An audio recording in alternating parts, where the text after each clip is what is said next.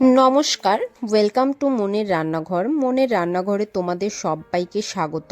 আজ আমি বানাবো রবিবারের স্পেশাল খাসির মাংস আলু দিয়ে, যেটা গরম গরম ভাতের সাথে খেতে কিন্তু দুর্দান্ত লাগে। এছাড়া তোমরা ফ্রাইড রাইস, বাসন্তী পোলাও, লুচি, রুটি, পরোটা যে কোনো কিছু দিয়ে ট্রাই করতে পারো, দারুণ লাগবে।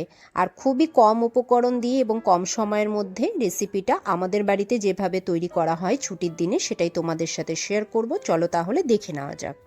প্রথমে আমি একটা পেস্ট বানিয়ে নিচ্ছি। তার জন্য মিক্সার গ্রাইন্ডারে দিয়ে দিলাম 1.5 ইঞ্চি সাইজের আদা, দিয়ে দিলাম পরিমাণ মতন কাঁচা লঙ্কা, তোমরা যে যতটা ঝাল খেতে পছন্দ করো সেই হিসেবে দেবে। মিডিয়াম সাইজের 2টো রসুন খোসা ছাড়িয়ে নিয়েছি, আর একটা ছোট্ট সাইজের টমেটো, যেটা আমি এভাবে কুচি করে কেটে নিয়েছি। একটু জল দিয়ে একটা স্মুথ পেস্ট বানিয়ে নিব। আর এদিকে আমি 2টো বড় আলু নিয়েছিলাম, যেটা আমি এরকম ডুমো ডুমো করে কেটে নিয়েছি। তার মধ্যে দিয়ে দিলাম পরিমাণ মতন লবণ আর পরিমাণ মতন হলুদ, দিয়ে আলুটাকে লবণ হলুদ দিয়ে খুব ভালো করে মেখে রেখে দেব। আমরা কিন্তু মাংসর মধ্যে আলুটা সবসময় দিই, তোমরা চাইলে আলু স্কিপও করতে পারো। আর এখানে আমরা 550 গ্রামের মতন খাসির মাংস নিয়ে নিয়েছি। এখানে আমি যে পেস্টটা তৈরি করলাম আদা, রসুন এবং কাঁচা লঙ্কা, টমেটোর, সেই পেস্টটা অ্যাড করে দিলাম। দিয়ে দিলাম পরিমাণ মতন লবণ, দিয়ে দিলাম পরিমাণ মতন হলুদ। তারপর অ্যাড করে দিচ্ছি জিরে আর ধনে, যেটা একসাথে গুঁড়ো করে রাখা হয়েছে, 2 চামচ অ্যাড করে দিলাম। আর 1 চামচ কাশ্মীরি লাল লঙ্কার গুঁড়ো দিয়ে দিলাম, এটা শুধুমাত্র কালারের জন্য ব্যবহার করছি। এরপর অ্যাড করে দিলাম 2 চামচের মতন সর্ষের তেল, দিয়ে মাংসটাকে খুব ভালো করে ম্যারিনেট করতে হবে। মাংস কিন্তু যত তোমরা এইভাবে মশলার সাথে মাখবে, মাংসর কিন্তু টেস্টটা ততটাই বেশি আসে। তো ভালো করে সমস্ত উপকরণ দিয়ে মাংসটা মেখে নিলাম, আর তার সাথে অ্যাড করে দিলাম 2টো গোটা রসুন। খাসির মাংসতে কিন্তু গোটা রসুন দারুণ লাগে। এরপর কড়াই বসিয়ে দিয়ে অ্যাড করে দিলাম সর্ষের তেল। সর্ষের তেলটা গরম হয়ে গেলে লবণ হলুদ দিয়ে মেখে রাখা আলুগুলো ছেড়ে দিচ্ছি একে একে। আলুটা কিন্তু তোমরা না ভেজেও ব্যবহার করতে পারো, কিন্তু ভেজে নিলে কিন্তু আলুর মধ্যে খুব সুন্দর একটা টেস্ট আসে। তো গ্যাসের ফ্লেমটা মিডিয়ামে রেখে আলুটাকে লাল লাল করে ভেজে নেব। দেখো আলুটা ভাজা হয়ে গিয়েছে, এখন আলুটা তুলে নিচ্ছি। এখন ওই তেলের মধ্যে ফোড়নে দিয়ে দিব এলাচ এবং দারুচিনি। এলাচটা একটু ফাটিয়ে নিয়েছি, একটা সুন্দর মিষ্টি গন্ধ বেরোলে এরপর এর মধ্যে অ্যাড করে দেব পেঁয়াজ কুচি। এখানে আমি 4টা মিডিয়াম সাইজের পেঁয়াজ নিয়েছি, পেঁয়াজগুলো কুচি কুচি করে কেটে নিয়েছি।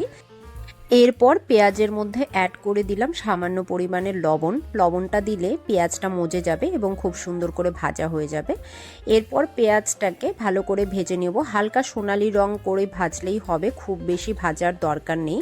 দেখো আমাদের পেঁয়াজটা ভাজা ভাজা হয়ে এসছে। এখন আমরা এর মধ্যে অ্যাড করে দেব খাসির মাংসটা, যেটা আমরা ম্যারিনেট করে রেখেছিলাম। এইভাবে কিন্তু রান্নাটা খুবই সহজ এবং খেতেও কিন্তু দারুণ হয়। তো এখন সমস্ত মাংসটা এর মধ্যে অ্যাড করে দিলাম। অ্যাড করে এবার পেঁয়াজের সাথে মাংসটাকে খুব ভালো করে কষাতে হবে। প্রথমে হাই ফ্লেমে 10 মিনিটের মতন মাংসটাকে কষিয়ে নিতে হবে। প্রথম 10 মিনিট পরেই দেখবে মাংস থেকে জল রিলিজ করে গেছে। এই জলটাই আবার আমাদেরকে শোকাতে হবে। তো প্রায় 15 মিনিট ধরে আমি মাংসটাকে গ্যাসের ফ্লেমটা মিডিয়ামে রেখে কষাতে থাকবো। আর এই টাইমে কিন্তু আমি ঢাকনা দিয়ে ঢেকে ঢেকে মাংসটাকে খুব ভালো করে কষিয়ে নিব, মাঝে মাঝে নেড়ে দেব। তো এইভাবে করে 15-20 মিনিটের মতন মাংসটাকে খুব ভালো করে আমি কষিয়ে নিচ্ছি। দেখো মাংস থেকে তেলও ছেড়ে গিয়েছে এবং মশলার যে কাঁচা গন্ধটা আছে সেটাও কিন্তু চলে গিয়েছে। এখন আমি এর মধ্যে অ্যাড করে দেব ভেজে রাখা আলু। আলুটা তোমরা চাইলে পরে সেদ্ধ করার সময় প্রেসার কুকারে দিতে পারো, কিন্তু তোমরা যদি এইভাবে মশলার সাথে আলুটাও কষিয়ে নাও, আলুর মধ্যে কিন্তু খুব সুন্দর একটা মাংসর টেস্ট চলে আসে। তো আলুটা দিয়ে 2 মিনিটের মতন আমি আবারও সমস্ত উপকরণগুলো কষিয়ে নিলাম। এরপর প্রেসার কুকারে আমি আলু এবং মাংসটা ট্রান্সফার করে নিলাম।